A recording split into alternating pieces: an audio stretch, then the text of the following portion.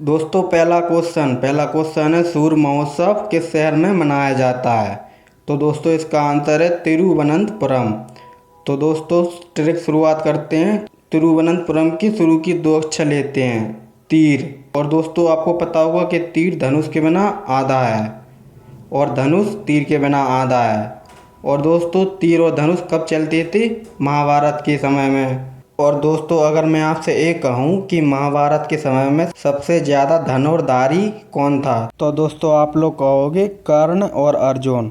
लेकिन दोस्तों मैं आपसे अगर एक कहूँ कि सबसे श्रेष्ठ धनुर्धर कौन था, तो आप लोग कहोगे कर्ण। और दोस्तों कर्ण किस नाम से जाने जाते थे? तो दोस्तों कर्ण सूर्यपुत्र के नाम से जाने जाते थे। आपको तो पता है कि कर्ण सूर्य के पुत्र थे। तो दोस्तों आ गया आंसर, दोनों रिलेटेड हो गए। चलो दोस्तों अब अगला लेते हैं। तो दोस्तों अगला है, मुद्रा पावर प्लांट किस राज्य में स्थित है। तो दोस्तों इसका आंसर है गुजरात। तो दोस्तों ट्रिक की शुरुआत करते हैं। सबसे पहले अपन मुद्रा पावर प्लांट लेते हैं।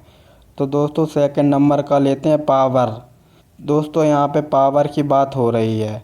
अगर मैं आप लोगों से कहूँ कि भारत का सबसे पावरफुल इंसान कौन है, तो दोस्तों आप लोगों के मुंह से सिर्फ एक ही नाम होगा, नरेंद्र मोदी।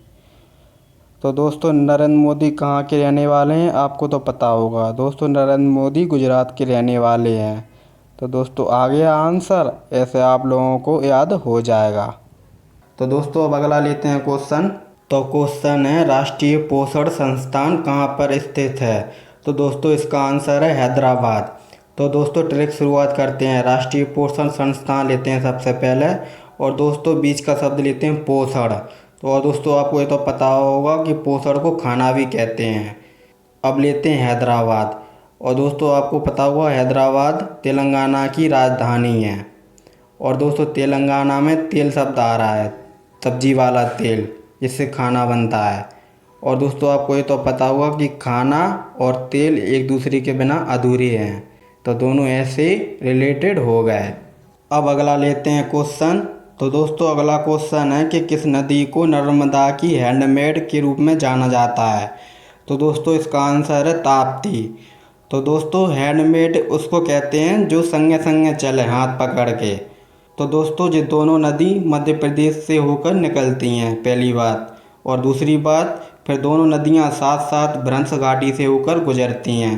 तो दोस्तों भ्रंश घाटी का मतलब है पहाड़ियों के बीच में से निकलती हैं दोनों नदी हाथ पकड़ के।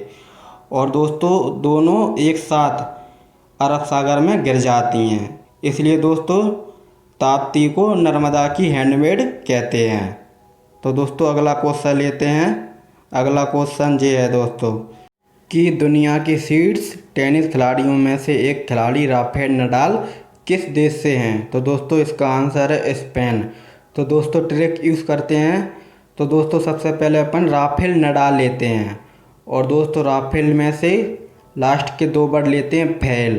तो दोस्तों फेल अपन कब होते हैं, आपको ये तो पता होगा, परीक्षा में होते हैं अपन फेल, जब परीक्षा देने जाते हैं।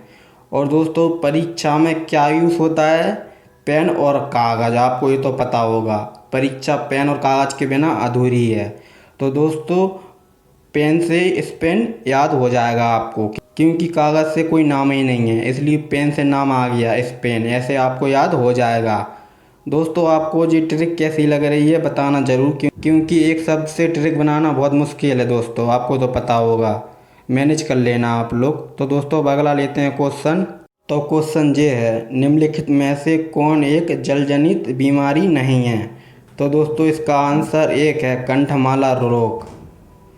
जी हाँ दोस्तों, कंठमाला रोग जलजनित रोग नहीं है, ये जल से नहीं फैलता है।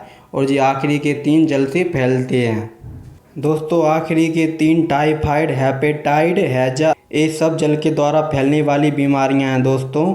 और दोस्तों ये बीमारियां गंदे पानी से नहाने से होती हैं, और गंदे पानी के धोने से होती हैं, और गंदे पानी पीने से फैलती हैं दोस्तों ये बीमारियां।